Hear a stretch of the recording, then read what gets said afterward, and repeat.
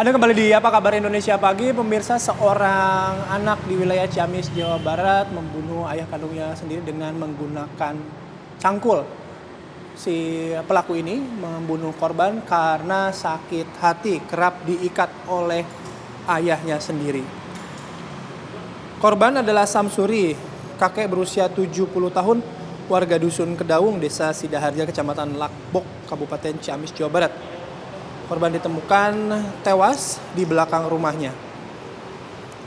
Warga datang setelah sang istri berteriak histeris. Belakangan diketahui Samsuri luka parah di bagian kepalanya setelah dicangkul oleh Suratman, anak kandung korban. Menurut keterangan petugas, pelaku dendam pada korban. Miris sekali, anak bunuh bapak kandungnya sendiri menggunakan cangkul, dan ini kondisinya masih berada di sekitar rumahnya begitu ya. Kita akan mendalami terkait kasus pembunuhan yang terjadi di wilayah Ciamis, Jawa Barat, pemirsa. Ya, dengan Ibtu Agus Hartadin Rifai, Kapolsek Lakbok. Selamat pagi Pak Kapolsek. Assalamualaikum. Selamat pagi. Waalaikumsalam warahmatullahi wabarakatuh. Ya, Pak Kapolsek, informasi yang kami dapatkan, pelaku ini tega membunuh bapaknya sendiri karena kesal. Apa yang menjadi pemicu sebenarnya anak ini melakukan pembunuhan kepada bapaknya sendiri, Pak? Baik, sementara untuk peristiwa tersebut, sesuai informasi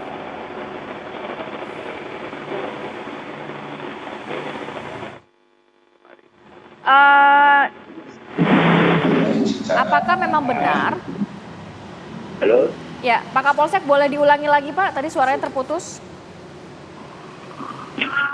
Baik, untuk informasi sementara yang didapat waktu di TKP berdasarkan informasi baik dari keluarga maupun warga sekitar, pelaku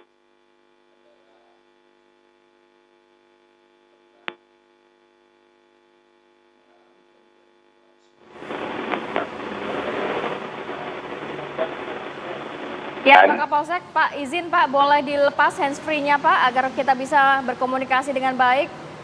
Menggunakan telepon biasa saja Bapak Kapolsek.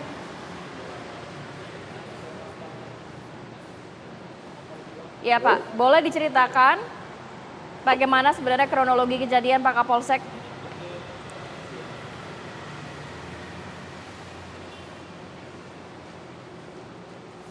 Ya, Bapak boleh izin handsfree-nya dilepas sehingga bisa komunikasi dengan kita menggunakan telepon biasa saja Pak Kapolsek. Ya, ini kejadian yang terjadi di wilayah Ciamis, Jawa Barat, di mana seorang anak yang lantaran kesal akibat sering diikat oleh ayahnya sendiri, membuat ia akhirnya tega membunuh ayah kandungnya sendiri. Oke, kita lanjutkan kembali perbincangan dengan Pak Kapolsek. Pak, boleh dijelaskan sebenarnya apa yang menjadi motif dari pembunuhan ini, Pak? baik, kami jelaskan intinya sesuai informasi. Begitu menerima informasi ada peristiwa penganiayaan di TKP, kami langsung meluncur ke TKP, dan saat di TKP informasi yang didapat baik itu dari lingkungan, khususnya keluarga, karena di sana keluarga cuma ibunya, selain korban, jadi bertiga, pelaku bersama orang tua itu masih satu rumah. Sesuai informasi yang didapat, pelaku pernah gangguan jiwa 10 tahun ke belakang. Kemudian untuk kesehariannya masih bersama orang tua, dan informasi manakala ditinggal orang tua memang ada sedikit suka diikat, tapi dalam keseharian bersama-sama tidak diikat atau tidak dipasung, Jadi masih bisa komunikasi. Kemudian informasi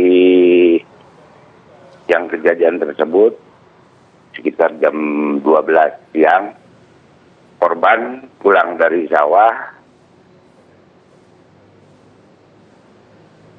langsung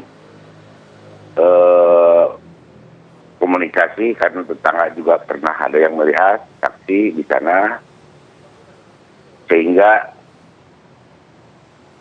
waktu kejadian peristiwa berlangsung tidak ada yang melihat, cuma tetangga ada yang melihat korban sudah tergeletak di tanah dengan posisi di belakang rumah. Setelah diketahui